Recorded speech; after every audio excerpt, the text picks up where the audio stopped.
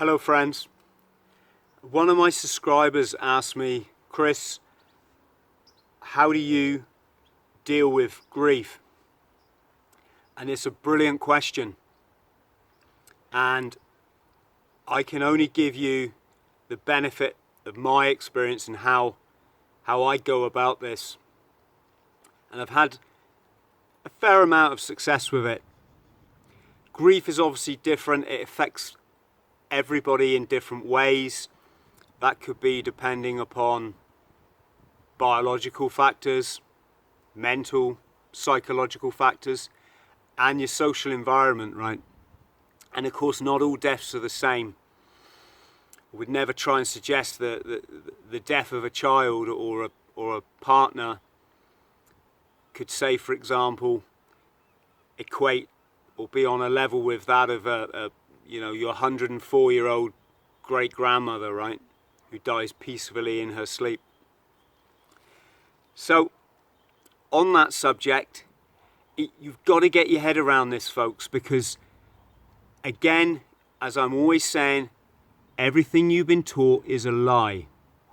Dealing with death, particularly in the UK, is no different. I'm sure many other countries follow suit. And in addition to the way we don't deal with the subject very well, you've also got this modern phenomenon of people buying into grief. It's like if you're posting on your Facebook that today is the 6th anniversary of when your 94-year-old great-granddad died, not passed, died, then, and that's the worst day and this is the worst day in your life, then I'm just going to suggest it's not the most positive approach to life. And if that is your attitude, and that is how your thoughts have conditioned you, then you're not going to achieve all you can, and you're not going to be on that path to enlightenment. And what is enlightenment? Enlightenment, it's not just happiness. Enlightenment is exactly about being able to deal with things like bereavement and to move on in a positive way. So enlightenment doesn't mean that your life isn't full of any problems. It means that when the problems come, you can deal with them on a balanced keel so they don't throw you out or throw your mental health out, right? So to understand death, we need to understand life. Unless you're God or Mother Nature or the Creator or the Spirit, whatever your chosen, moniker is, or philosophy, we're never really going to know why we're all here, are we? You can make guesses at it, but without getting that deep, I'd say understand this. We're all just carbon molecules. We're held together. We look like people, but we're basically carbon molecules held together at a certain resonating frequency. And we've been conditioned to think that we're all individuals because we think and we feel and we have memories that are unique to us, right? But at the end of the day, we're just all made of the same thing. And when we die, we go back to the earth.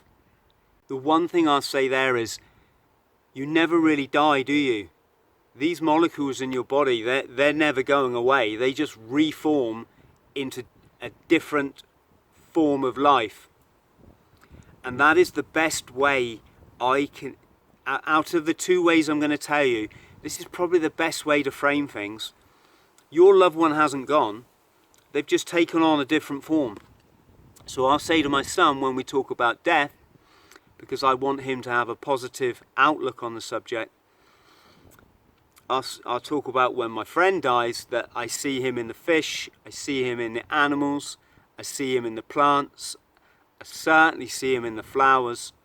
He hasn't gone anywhere. That's really important to take on board. It's the eternal cycle of life. No one ever told you you'd be here forever. Why do we foolishly think that that should be the case, or that you're supposed to have 80 years or 60 years or 50 or 120, whatever?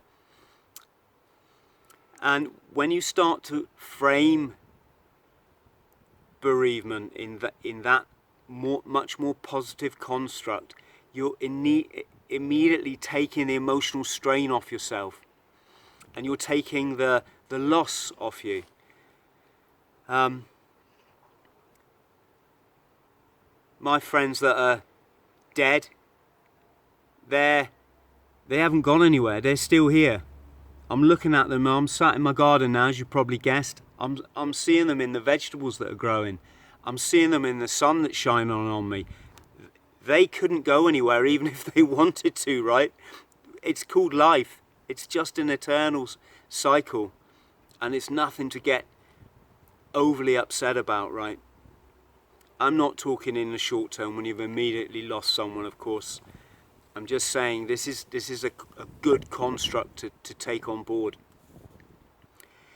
So, and then the next thing, what would your loved ones say to you if they could see you now mourning them, and it's gone on for months, maybe years, and it's all you kind of want to talk about? In some cases, this is what I've experienced. You know, what would they say to you if they could see you unhappy? What do they call it? Crying in your beer? Well, I tell you what my mate would say when he died on our holiday, drowned. I'll tell you a bit more about that, but he'd say, "Oi, Chris, man the fuck up, mate. I'm serious. Sort yourself out. The last thing I would ever want is for you to be upset about me. I want you to remember the fun we had together, the memories, the times I made you laugh, the times I made you cry, the stupid things I did, the clever things, whatever. But the last thing I want is for you to be upset. So start smiling.